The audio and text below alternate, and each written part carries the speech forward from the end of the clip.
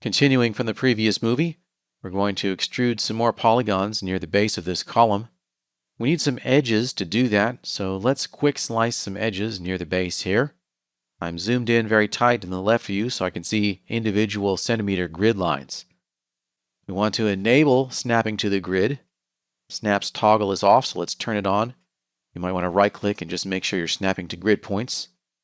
Grab the quick slice tool from the modeling ribbon and slice through to create a new edge loop 1 centimeter above the base, then another one 2 centimeters above that, and a third one 1 centimeter above that.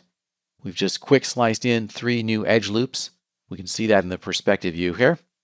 All right, exit out of quick slice, and we want to extrude these new polygons.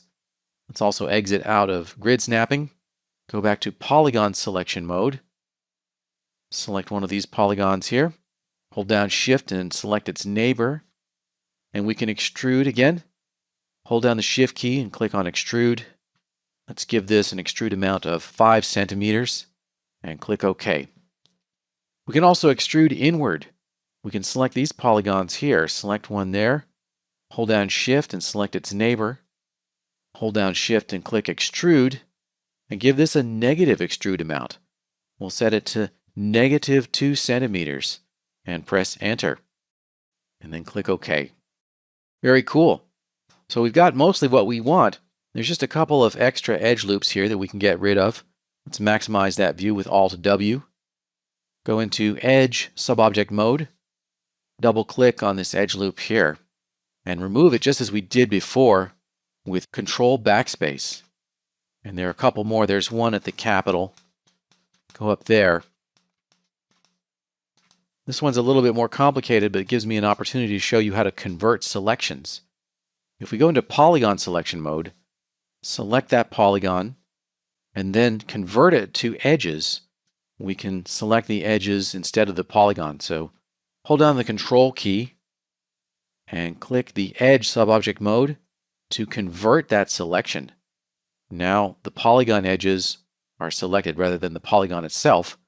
We can grow that selection. There's a button labeled Grow, so click on that in the Modify Selection panel. With all those edges selected, we can remove those again with Ctrl Backspace.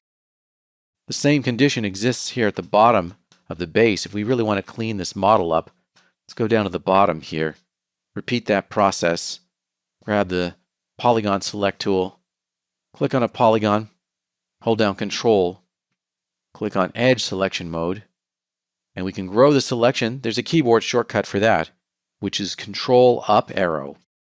Now we selected all of those edges, and we can remove them with Control Backspace.